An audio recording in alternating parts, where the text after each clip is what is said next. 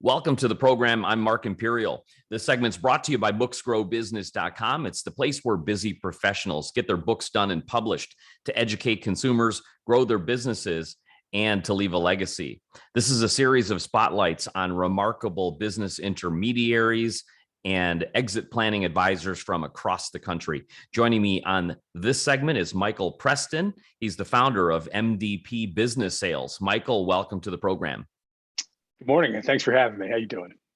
Michael, tell us a little bit about your work and specifically, who are the types of clients that you really specialize in helping? So I'm a business broker, and a lot of people almost don't even know what that means. And my job is to work with somebody that has a small business. I specialize in family-owned businesses, usually 25 million and below, most often 10 million and below, and help them understand like what it is they need to do to get their business prepared and ready on the market. The question comes up, when's the right time to start thinking about, exiting or selling your business? And it's truly before you open the doors. So the sooner they can come to me, the better. There's a difference between sellability and value in a business. And the sellability piece is probably the most challenging because oftentimes small businesses are over reliant on an owner. So if I can help them see that and also then find ways to, begin to subtract themselves in a way that somebody can easily transfer into the business, makes it far more sellable. So that's what I try and do, is add some of that value up front, and then we'll value the business, package it, get it on the market, and find a buyer. An inspiration for this series is to shed light on the services of a business broker and exit planner and what exactly that is. Because as you mentioned, not many folks really realize that exists. So let's talk about these business owners. They're really great at growth. But when it comes time to sell, do they even give that much thought? What have you found are the biggest things on their mind when they first consider selling or exiting their business? Yeah, it's a great question. And it's really sort of you could deep dive into that in a lot of ways. I mean, I think for most business owners, thinking about exiting is sort of akin to death for them, right? I mean, it's like they're so intertwined with who they are as a business owner. And so the thought of leaving that is really challenging. So like many things, like they're leaving stuff to the very end to get done. Excuse me, which they shouldn't be. And that's where it's like, hopefully if I can get in front of them to just start to open their eyes, like, hey, you don't need to leave tomorrow, but you should be working on these things. So to answer your question, like, what are they thinking about?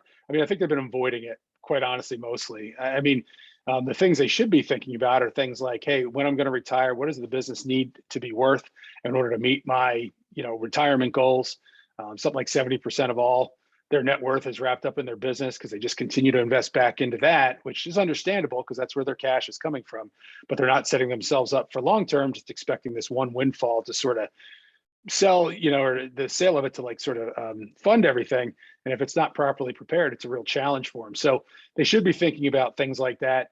Again, the challenge is mostly psychological, just because, the separation anxiety, I think, from being the person, the man, the woman that runs everything with all the credibility and respect of just being able to walk in as the boss is the challenge. But as we know, things come up unexpectedly all the time. So good chance you're not going to have an opportunity to make the call when you want to sell.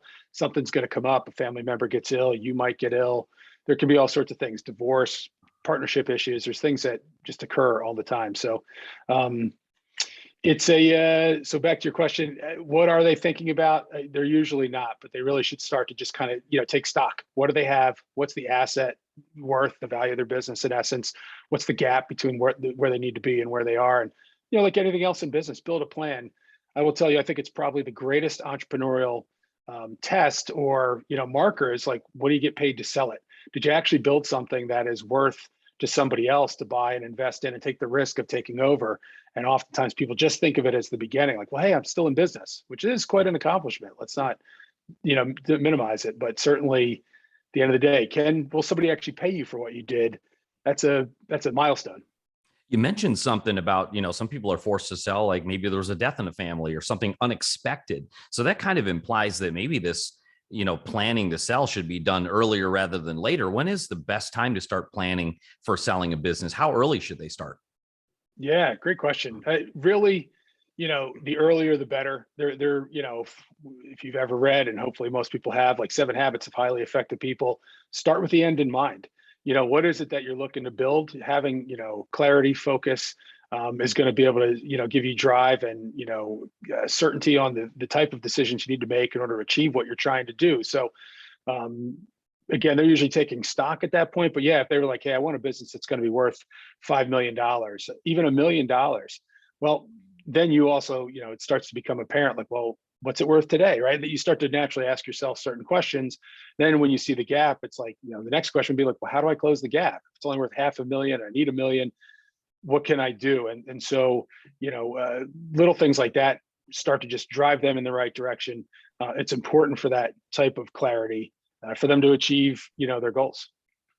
So I read a statistic that up to 80% of businesses that go on the market end up unsold. If we were going to try to, prevent business owners from making those mistakes, what would you warn them about? What are the biggest pitfalls or mistakes that you find owners make that sabotage their success in selling their business?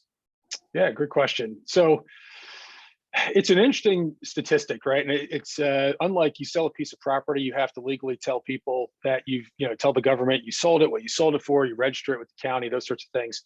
There's really not a lot of great information as to what happens from a business perspective. It's like why something sells or doesn't sell.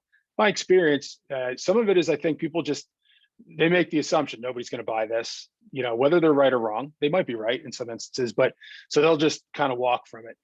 But if you get into the market, you go to sell it, like what are the ultimate challenges why it doesn't sell is really that transferability as much as anything, right? Like you've got, what you would call key man risk. So in essence, I'll use Jenga as the example. You pull the wrong peg out and the whole thing falls down. Other pegs you can pull out and you're still okay. And for many small businesses, the owner is that peg. And so, if I'm going to do a presentation, let's say a room full of business owners, hey, who here, has, their best customers have your cell phone, their kids, and like every hand goes up very proudly. And I understand that when you're getting started, that's a necessity. You've got to build those relationships to drive loyalty and build momentum.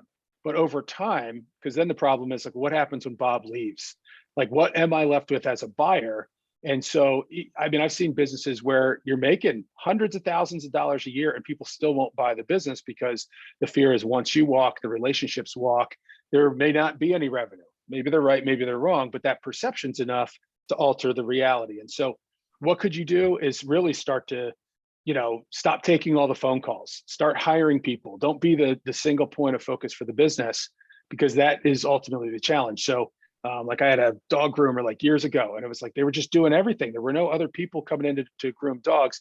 Start to find ways to expand yourself and make it's more of a business than a job, because that's really the challenge. Is most people are trying to sell a job, and it's hard for somebody to see their way past all the risks associated with taking over your job as opposed to the business, if that makes sense.